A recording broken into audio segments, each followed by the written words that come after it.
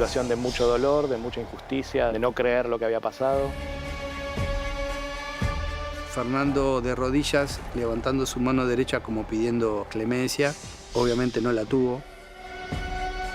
Pocas veces había visto algo igual, con la vehemencia que le habían imprimido a ese cuerpo para que colapse de la manera que colapsó. Una palabra caducó como si fuese un producto con fecha de vencimiento. Es muy triste todo. Para donde mires son vidas de adolescentes, jóvenes, quebradas. Pensemos que Máximo va a salir de la cárcel adentro de un féretro negro, como Fernando.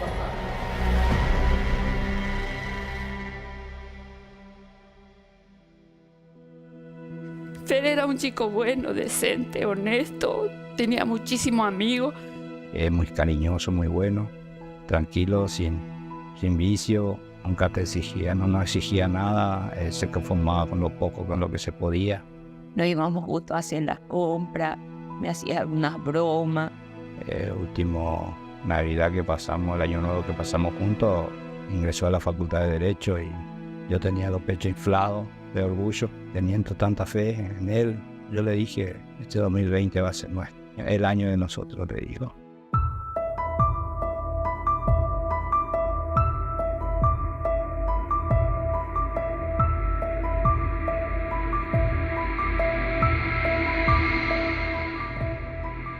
Yo nunca podré volver a abrazar a mi hijo.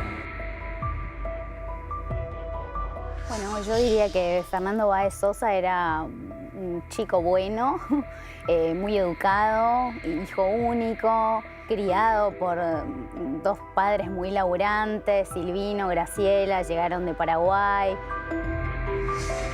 Un joven que a esa edad tenía novia, pero que también salía a divertirse, termina la escuela y empieza un proyecto para convertirse en un profesional, y estaba en ese camino, en ese devenir en el que están un montón de chicos a esa edad. Ese era Fernando. Él estudiaba en el Colegio Marianista, donde había llegado a través de una beca. Él entró en primer año del secundario a través de una fundación llamada Fundación Germinare, que se dedica a ayudar económicamente y de otras maneras a chicos de sectores un poco más postergados para poder estudiar en algún lugar que quisieran hacerlo, ¿no? Él participaba activamente de muchas actividades optativas, que no eran obligatorias en el colegio, de servicio a los demás, particularmente en una que se llamaba el Proyecto Servir, que es una actividad que los chicos ofrecían 10 días de su verano para trabajar de albañiles. Él hacía tarea solidaria con el Colegio Marianista y le gustaba mucho porque un día nos sorprendió bastante la primera vez que fue, creo que era. Y me vino y nos dijo, papi, me dice, a veces yo me quejo de nada, me decía. Hay personas que necesitan más que pasa peor que yo. Le digo, yo estoy bien, papi. En cuarto año nosotros vamos de campamento a Mar del Plata y me acuerdo de habernos quedado yo con él en la parte de atrás, estábamos yendo desde la playa hacia el lugar donde estábamos viviendo. Empezaba a estar preocupado por su futuro, preocupado en el buen sentido de ver qué quería hacer. Y él en ese momento estaba en duda entre seguir derecho, que fue lo que después hizo, y estaba con la duda de ser profesor de educación física, porque era un chico que le gustaba mucho el deporte. Y me decía que él quería, digamos, ayudar a que hubiera justicia, esa era como la frase, pero sobre todo por este deseo de justicia, ¿no? Era el segundo año que yo le dejaba ir solo con los amigos. Estaba muy feliz. Yo le di esa oportunidad porque se merecía, era un chico muy bueno, muy estudioso. Se había inscrito para la Facultad de Derecho porque había hecho exitosamente toda la CBC y se merecía eso y lo mejor, porque uno siempre quiere lo mejor para su hijo. Fernando y los amigos habían llegado a Villa Gesell hacía 2 días, el 16 de enero. Se estaban hospedando en un hostel, eran más o menos 14 chicos. Ese sábado se habían levantado al mediodía, habían almorzado, se habían ido a la playa y después habían hecho una previa antes de ir a Lebric. esa noche en el boliche tocaba un trapero, neopistea, y estaba bastante lleno el lugar. Según el relato que hacen los amigos de Fernando, ellos más o menos 1:30 de la mañana deciden ir al boliche, pero se fraccionan en 2 tandas. Entonces una tanda llega primero, otra tanda después, y ahí como que se reúnen todos, incluso las amigas, la novia de Fernando, como que todos coinciden en el boliche. Y en horas de la madrugada se dio un episodio que comienza dentro del boliche Le Brick. Hubo ahí como un altercado, no sé si alguien le vuelca un trago a alguien. Eso es un poco el relato, y hubo un golpe.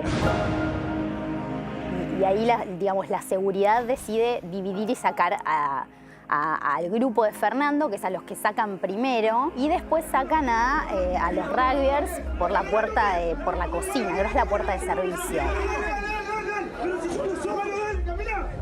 Eso se traslada a la vía pública, porque el boliche decide sacar a ambos del lugar. En la vía pública se genera, algunos dicen una pelea, otros dicen una cacería. La pelea igual debe haber durado muy pocos segundos, es todo muy rápido, muy abrupto, muy violento. Los pibes se van, Fernando queda en el piso.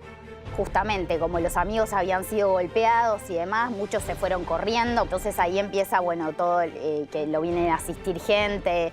Es importante decir no solo qué hacen, sino qué no hacen. Porque esto también es volcado y valorado y merituado no solo por los jueces, también por la opinión pública. ¿Qué hicieron y qué no? Ninguno se quedó en el lugar preocupado por la salud de Fernando. Ninguno dio aviso al servicio de emergencias, ninguno dio aviso a la policía. La historia excluyente del día es el asesinato de Fernando Báez Sosa, de 18 años. A Fernando lo asesinaron y no se dejen confundir. No hubo pelea, hubo emboscada criminal para matarlo. Después de matar a un pibe, ¿podés ir a comerte sentado, tranquilo, una hamburguesa? Yo creo que no podría comer durante 3 meses, más o menos. Chicos, no se cuenta nada de esto a nadie. Una orden terminante al grupo. Exactamente. Es un pacto de silencio que todavía, aún hoy, persiste. Existe. No, amigo, lo mataron, lo hicieron verga. No, lo hicieron verga.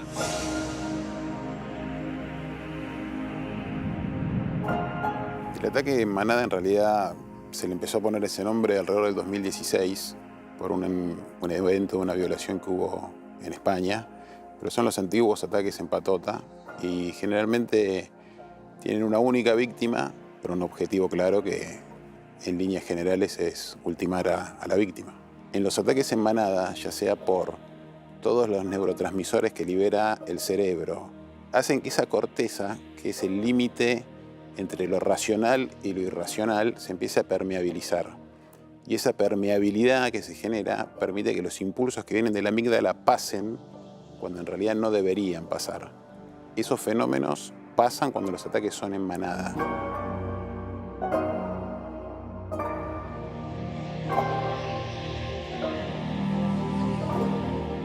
Creo que sí había un líder, creo que era Máximo Thomsen, por cómo se fue dando todo, el antes, el durante y el después. Entiendo que sí era un modus operandi, porque no hay manera de ecualizar 8 psiquis diferentes, de 8 individuos, de una manera tan rápida para que actúen de una manera tan coordinada y con un fin tan claro. O sea, yo creo que esto era una crónica repetida, que hoy fue Fernando, pero que mañana podría ser otra persona. Silvino y Graciela cuentan que se enteran lo que había pasado a través de un llamado telefónico más o menos a las 5 de la mañana. Agarra a mi marido y contesta, pero yo estaba ahí al lado. Y le decía sí, sí, sí y sí. Y corta. Le digo, ¿qué te dijo? No me contesta. ¿Qué te dijo? Le digo. Y ahí, Fernando está muerto, me dijo. Después de esto, de que Fernando queda sin vida en el lugar, Lo que la policía hace es empezar un operativo con orden judicial para identificar a quienes perpetraron este hecho. Ya estábamos hablando de un homicidio. ¿Cómo llegan a ese lugar? Bueno, cámaras de vigilancia, declaraciones testimoniales de testigos que dieron descripciones de las primeras personas que se fueron del lugar después de golpear a Fernando. Las ubican muy cerca del boliche. Llega la policía al lugar en donde estaban alquilando este grupo de amigos que terminaron siendo los agresores de Fernando. Y ahí quedan 10 de ellos detenidos, en realidad demorados. Allanan, encuentran ropa ensangrentada, las primeras imágenes de los implicados en el piso de esa vivienda, esposados, y empieza una investigación judicial.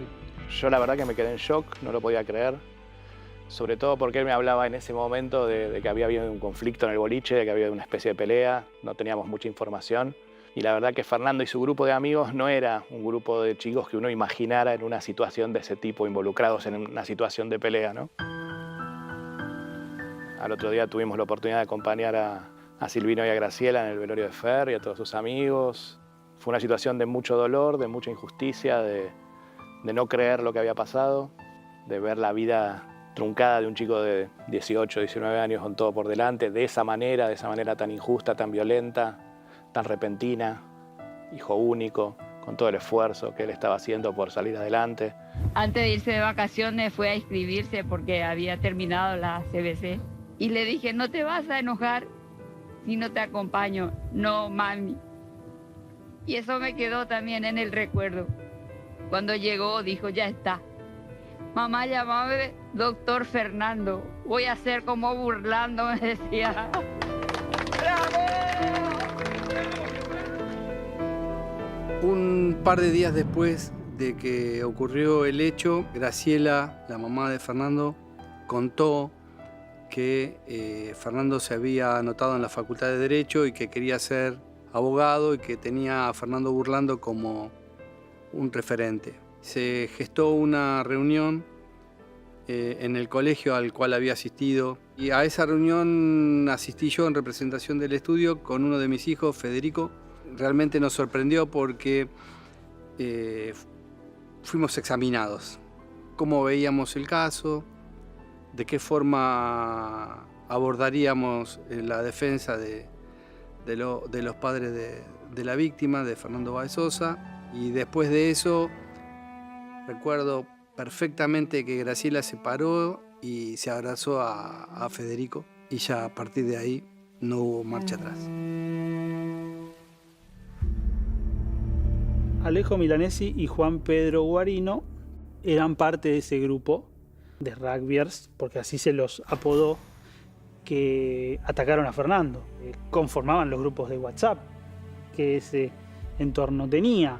Conocían la previa, conocían el durante y conocían el posterior de las acciones, con lo cual no eran ajenos, ninguno de los dos. Quedaron detenidos en un principio porque la policía cuando allanó la casa se los llevó a todos, pero a los pocos días salieron en libertad porque no había pruebas suficientes para que quedaran detenidos, digamos. Se los ve en los alrededores de la pelea, pero no tan cerca como para decir que realmente participaron. 2 de ellos fueron sobreseídos en la etapa de instrucción con nuestro consentimiento.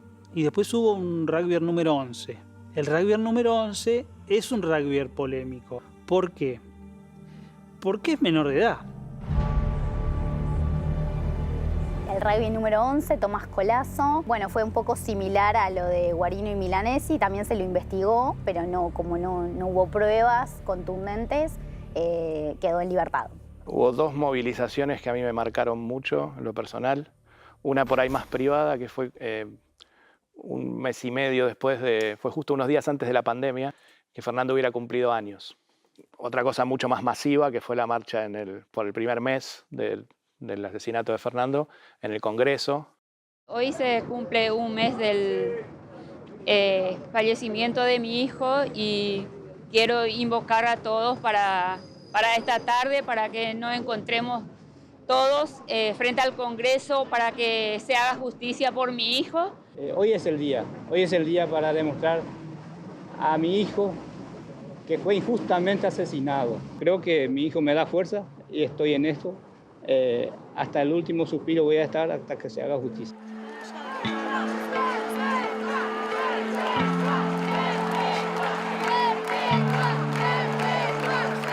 Se podía caminar de la cantidad de gente que había. Creo que son estos casos donde no hay una explicación racional, sino que es algo más, algo que surge de la masa, ¿no? Esta cuestión quizás de identificación con los padres de Fernando, con Fernando. No era solo por Fernando, era por decir, de ahora en más, ¿qué? De ahora en más hubo un quiebre. La sociedad estaba muy movilizada por lo que había pasado. No le dieron oportunidad de defenderse. Lo mataron a traición. Mi casa está vacía. Cuando me levanto y miro su cama, tendida está esperándolo y sé que nunca volverá por culpa de lo que le hicieron. Quiero justicia por mi hijo. ¡Justicia! ¡Justicia! ¡Justicia! ¡Justicia! ¡Justicia! ¿Justicia o venganza? ¿Qué buscaba la sociedad?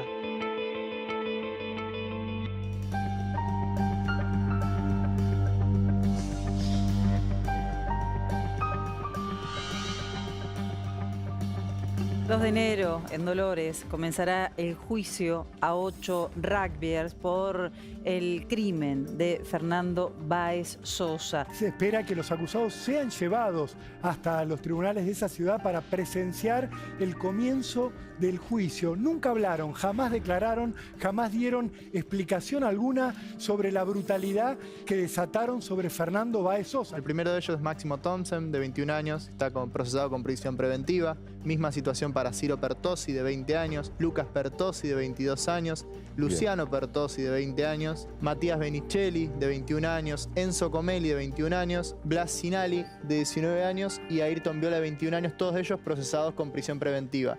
A casi 3 años del terrible hecho comenzó el juicio a los 8 rugbyers imputados por el asesinato de Fernando Báez Sosa ocurrido en el año 2020 en Villa Gesell. Desde distintos puntos del país, desde el interior de la provincia de Buenos Aires e incluso desde países limítrofes como Paraguay y Uruguay, llegaron personas con hambre de justicia a las afueras del tribunal aquí en Dolores. Justicia es perpetua, justicia es perpetua, justicia es perpetua, justicia es perpetua. ¿Desde dónde venís? Justicia de la provincia de Salta. ¿Viniste específicamente a esto? Sí, solo a esto vine, a apoyar a Graciela y a Silvina.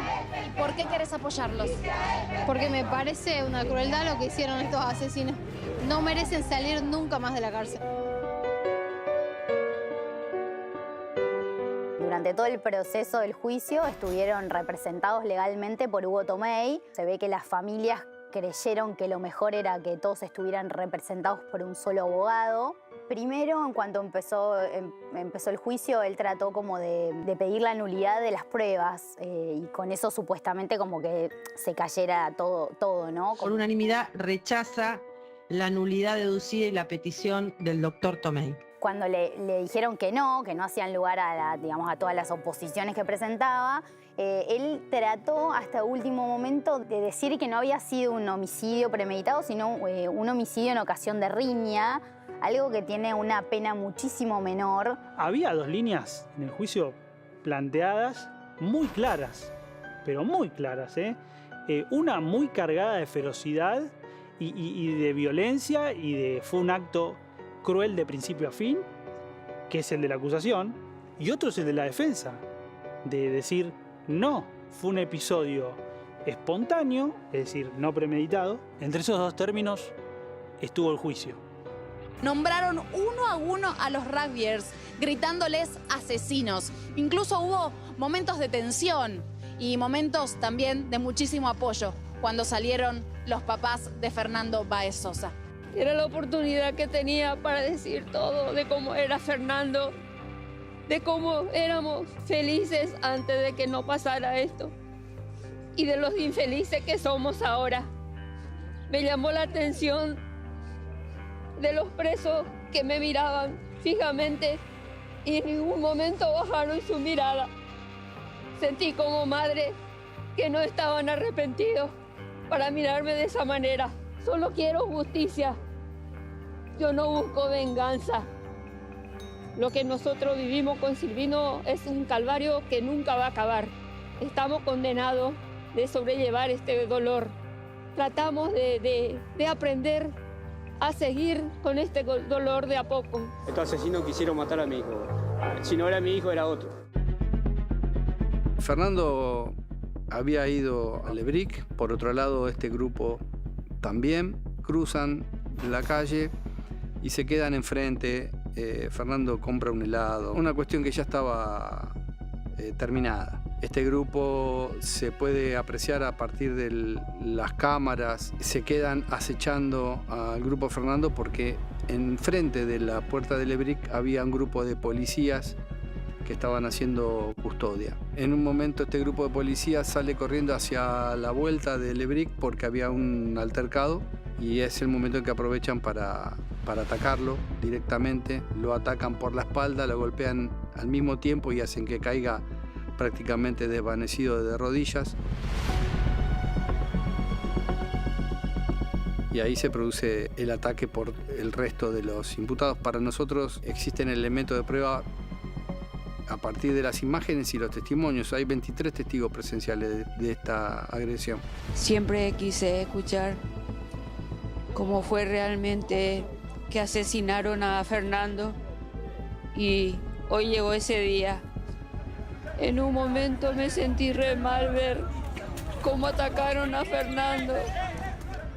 Ya estaba tirado en el piso e imploraba con una mano clemencia para que dejaran de golpearlo. Es muy difícil una madre ver eso. Es duro porque yo soy un padre que amo a mi hijo y todo lo que se me cruzaba por la cabeza era si podía ir a defenderlo. Lo que hicieron después de asesinar a Fernando fue celebrar lo hecho, ir a comer y jactarse de lo hecho y no dar ayuda en ningún momento. Estoy acá cerca donde está el pibe y están todavía los gritos, está la policía, llaman a la ambulancia. Se pueden ver algunas imágenes debajo de un cartel de un local lindero a Lebric donde se abrazan y festejan. Alguien dice el nombre de Pablo Ventura.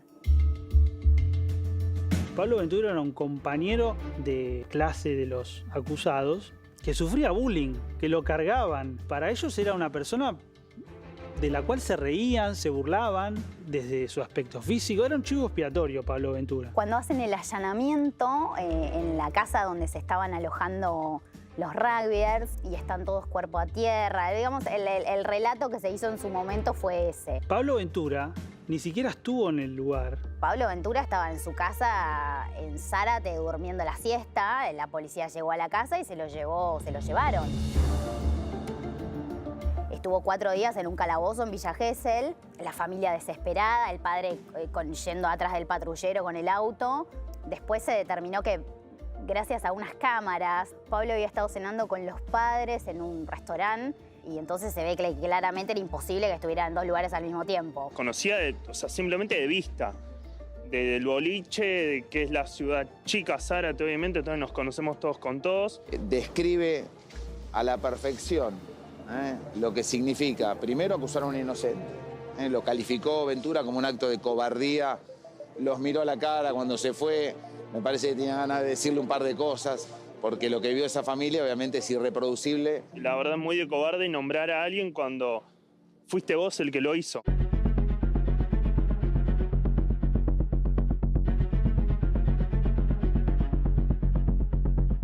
En el juicio hubo muchos testimonios.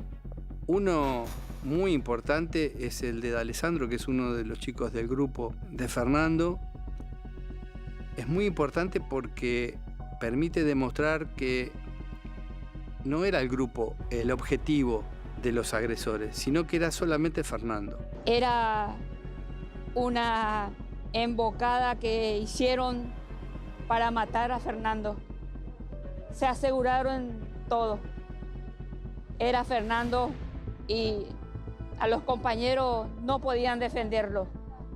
Hoy, al escuchar el testimonio de los amigos de Fer, sentí un alivio al saber cómo lo defendían a su amigo, porque aquel día lo hubieran hecho, pero no podían porque eran rodeados por ellos. Tatiana vio, escuchó, pudo de hecho marcar a algunos de los agresores. Fue una de esos testigos del lugar. Me voy contenta porque a Silvino y a Graciela les pude dar un beso y me agradecieron por todo lo que hice y realmente lo hice para que no vuelva a pasar. Yo soy de Gesell, me arruinaron todo, absolutamente. Yo por esa calle no puedo andar más. La gente ahora va con otra expectativa por tan solo 8 chabones que no pudieron controlar su ira o su saña con un negro de mierda, como ellos llaman. Fue uno de los testimonios que, junto con la chica que le hizo RCP, que mostró una entereza y un compromiso pocas veces visto.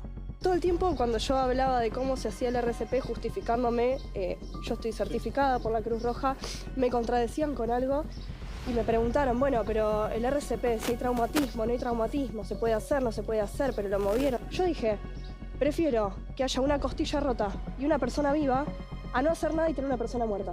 Son todos unas bestias, por cómo le pegaron, por cómo gritaban, por todo lo que hicieron después, por cómo acusaron a inocentes. Son unos violentos, son unas bestias, son unos mentirosos. Cada uno de los que nos sentamos ahí adelante a hablar somos la voz de Fernando. Los bomberos voluntarios que esperaron hasta que llegó la ambulancia y lo asistieron, quisieron aplicarle un desfibrilador y no podían porque no había, o sea, el desfibrilador funciona si hay algún tipo de actividad en el corazón y no podían, entonces era, bueno, le hacemos RCP y nunca pudieron lograr que su corazón vuelva a latir. En cuanto a la autopsia, tiene una importancia fundamental. El médico habló de shock neurogénico, que la gran cantidad de patadas que recibió en la cabeza es lo que generó justamente este cuadro irreversible. Fue importante porque en algún momento durante el juicio la defensa intentó romper el nexo de causalidad entre la golpiza y el fallecimiento a partir de introducir mala praxis en la reanimación o en la demora en el traslado al centro de salud más próximo, lo cual quedó descartado con la declaración del médico que hizo la autopsia, porque dijo, si esta golpiza se le hubieran dado en la puerta del hospital, igual era irreversible. Le pude dar testimonio de todo lo que habíamos realizado en la operación de autopsia y bueno, tratamos de dejar claro las causales de muerte de la víctima Fernando. ¿Cuáles fueron esas causales de muerte? Traumatismo grave de cráneo por múltiples golpes. Y las marcas que observamos nosotros son muy evidentes, de compatibles por la figura que fue imprimida por una zapatilla. La verdad que es muy fuerte siendo padre.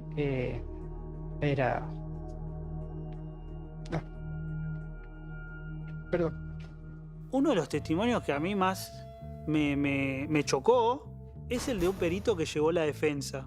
Ve toda la prueba, ve que mataron a Fernando como la mataron, y uno dice, ¿cómo se puede defender esto desde lo pericial?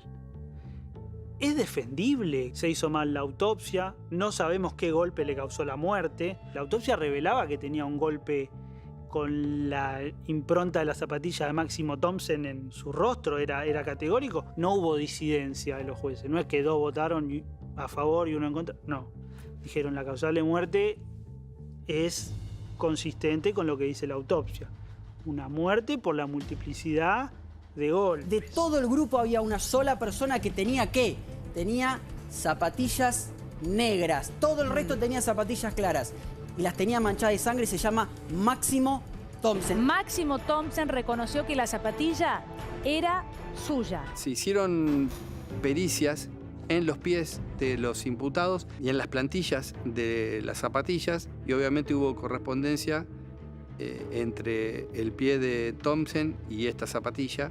En los chats no solo vimos mensajes vía WhatsApp, sino que además escuchamos sus voces, escuchamos la naturalidad con la que se referían al hecho. Recuerdo a uno de los Pertossi diciendo caducó Amigo, estoy acá cerca donde está el pibe y están todavía los gritos, está la policía, llamaron a la ambulancia, caducó. Como si fuese un producto con fecha de vencimiento. Cuando uno de los Pertossi es el que dice eso, es porque lo vio ahí sin signos vitales y se fue. Entonces, ese momento de los chats, a mi modo de leer, porque estaba ahí, fue un quiebre. También fue un quiebre definitivo, porque es el desprecio por la vida, es la jactancia por matar y es el placer de matar. Esa jornada de chats a mí me marcó por esa frase que es nada, una palabra, pero en ese contexto es recontra cruel. Caducó.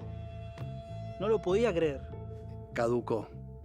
Es decir, no estaba hablando de cualquier otra paliza que pudiera haber dado o cualquier otro acontecimiento que hubiera podido tener en ese lugar. Estaba hablando de una persona en particular, que era la persona a la cual ellos habían agredido. No sé si estos chicos realmente tenían conciencia de lo que había sucedido.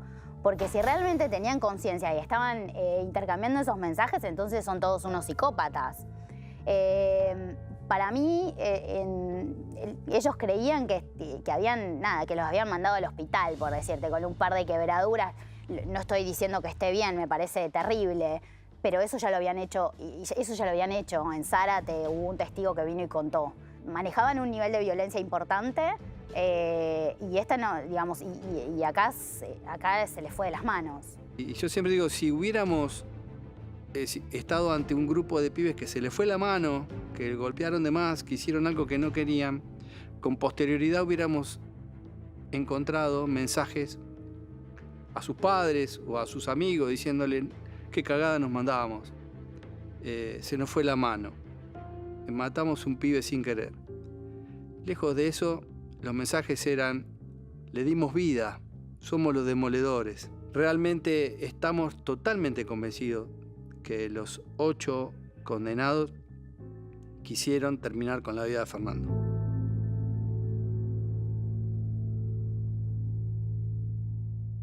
Yo no sé si hubo un pacto de silencio. Decían que, bueno, que todos jugaban al rugby, pero la realidad es que entre ellos hay más lazos de sangre. Son muchos que son familiares. Primos, casi todos son familiares. Entonces también hay como una lealtad familiar. Digo, compartimos sangre, compartimos ciudad, salidas. Yo lo que vi al principio es que había una dinámica de grupo y cada grupo tiene su líder. Y el líder acá era Thompson. Máximo también, ese día lloró, nunca le habíamos escuchado la voz, habló. Tenía voz de puber, no era tipo un, no sé, un matón, o sea, ¿no? Como un matón con voz gruesa. Bueno, él cuenta su versión de los hechos.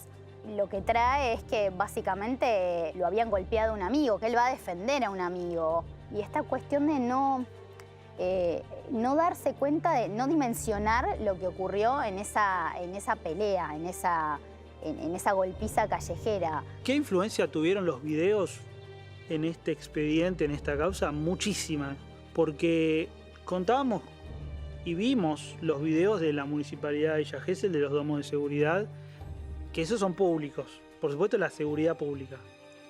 Después teníamos los videos de comercios y después estaban los videos de los que filman ocasionalmente, filmando lo que para ellos era una pelea o lo que en la noche se ve y se sigue. Esos videos también se consiguieron, pero el grosso modo está en video. Es un asesinato que prácticamente quedó filmado. Es una imagen que creo que es la que más me va a acompañar siempre porque me quedó muy grabada, que es Fernando de rodillas levantando su mano derecha como pidiendo que se pare la agresión, pidiendo clemencia. Porque a partir de ahí es que se produce lo peor, que es cuando él cae ya al suelo y ahí casi un minuto dura, con patadas en todo el cuerpo y fundamentalmente en zonas vitales como son la cabeza y el tórax.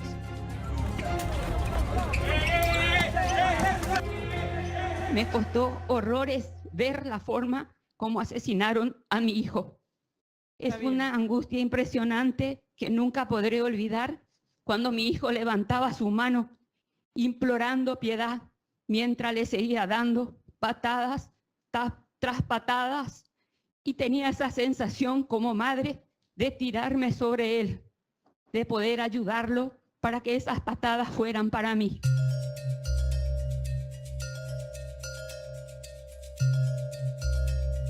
El veredicto se dictó el 6 de febrero del 2023. Un despliegue mediático increíble. Yo que estuve en Dolores desde el primer día hasta el último, era increíble. Había como estudios de televisión en la calle, habían montado estudios en la plaza, enfrente del tribunal, estaba lleno de periodistas. Condenar a Máximo Pablo Thomsen, Ciro Pertossi, Enzo Tomás Comelli, Matías Franco Benicelli y a Luciano Pertossi a la pena de prisión perpetua. Condenar a Ayrton Michel Violás, Blas Inali y a Lucas Fidel Pertossi a la pena de 15 años de prisión, accesorias legales y pago de costas procesales. Por favor, acérquese, doctor. Por favor, retírenlo para que reciba médica.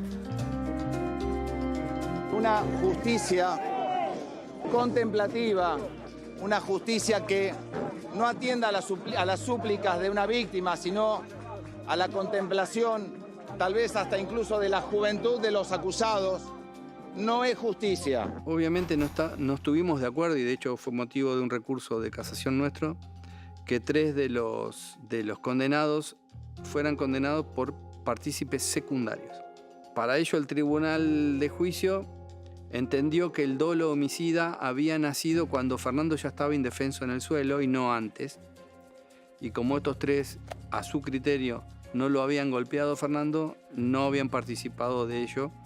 Pero eso se me borró inmediatamente ese mismo día cuando se hizo una conferencia de prensa y Graciela dijo que el fallo le traía paz. La verdad que después de tanta espera durante 3 años, sonó fuerte cuando dijo perpetua y sentí una emoción al escuchar, que también me dio un poco de paz en mi corazón, porque sé quiénes fueron los que realmente asesinaron a mi hijo.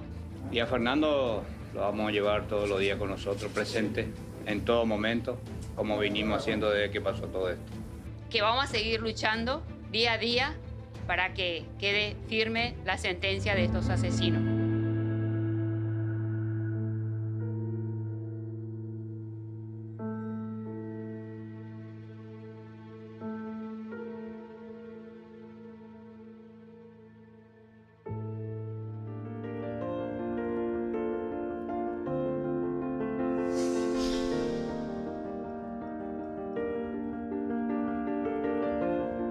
Yo soy abogado de Máximo después de que Casación confirma parcialmente la condena.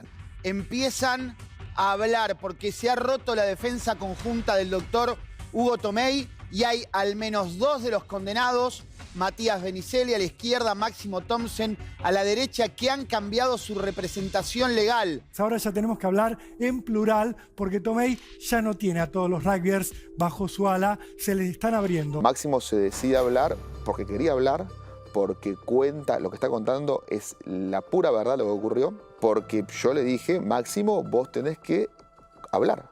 Máximo Thomsen, te diría el principal sindicado por él de ser el autor material de este asesinato. Da por primera vez su versión de su participación. Si se calla es por qué se calla, si habla, por qué habla. Estuve ahí, sí, participé, le pegué, pero nunca quise que esto terminara así.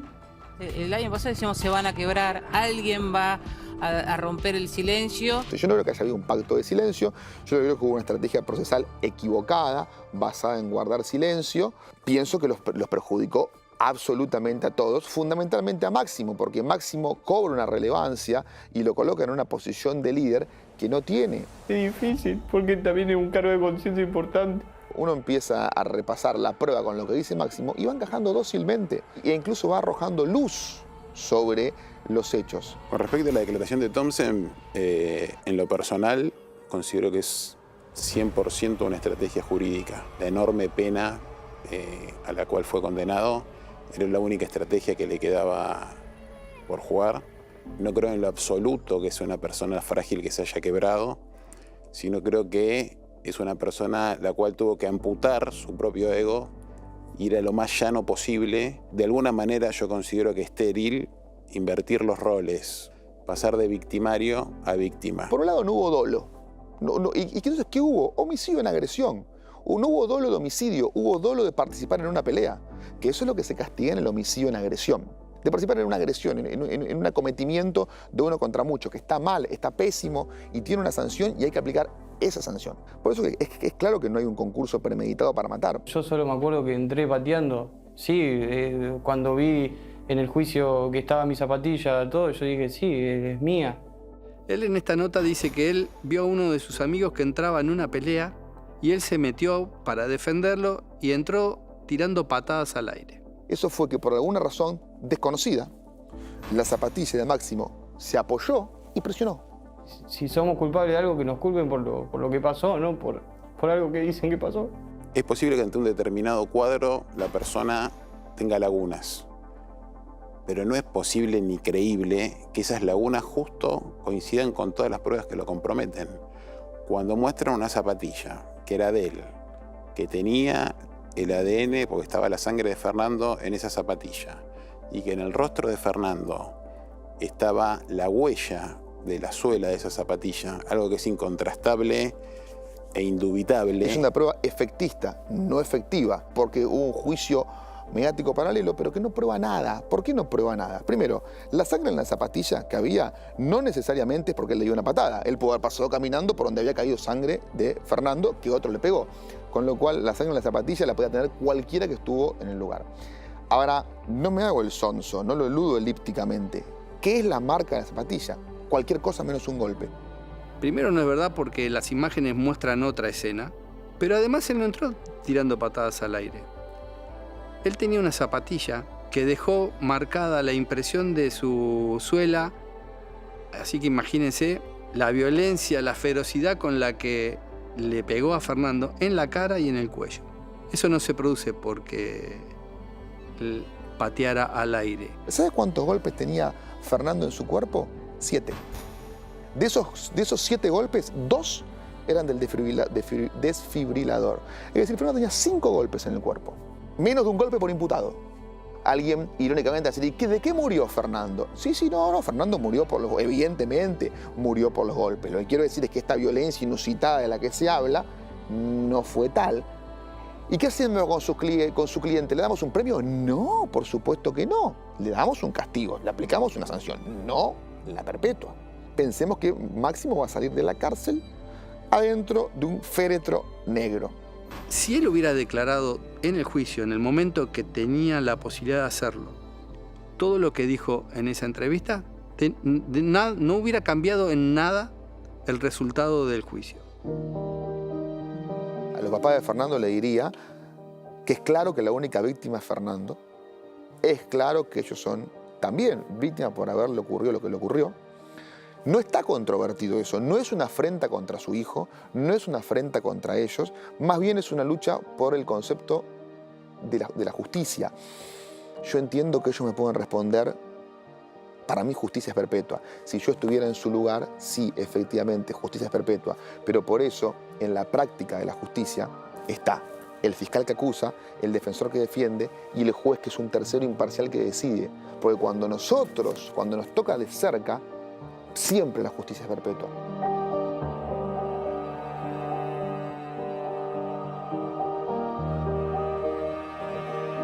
Me parece que el caso Baez Sosa es un diagnóstico de cómo estamos como sociedad. No es el primer caso en el estudio en el que yo trabajo, cómo de alguna forma uno ve reflejado en ellos los valores que intenta transmitir a sus propios hijos. No puedo dejar de ponerme en su lugar y pensar que Fernando podía haber sido un hijo mío. Este caso le dio sentido a mi carrera. Para donde mire son vidas de adolescentes, jóvenes, quebradas. Me parece que es un caso muy muy triste. Ojalá que esto no le pase a ninguno más. Y Fernando era eso. Yo siempre lo defino como un pibe feliz, pues siempre tenía una sonrisa en el rostro.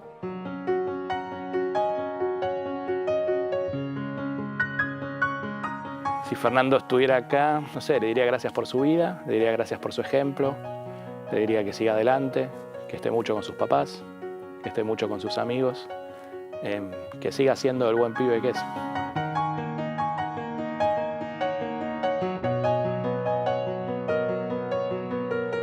Extraño todo de él. Los sábados, cuando venía de fútbol. Extraño esa llamada, mami, estoy a una cuadra. Compraste la gaseosa, mami, ya llego. Y cada abrazo que consigo, que me dan mis amigos, mis compañeros de trabajo, busco el abrazo de Fer. Trato de compararlo y no lo encuentro. Salir de mi cama e ir hacia la pieza de Fer y no verlo a él es un bajón muy enorme, es una tristeza. Y retroceder al tiempo. Quisiera volver a abrazar y ser feliz como era antes con mi hijo.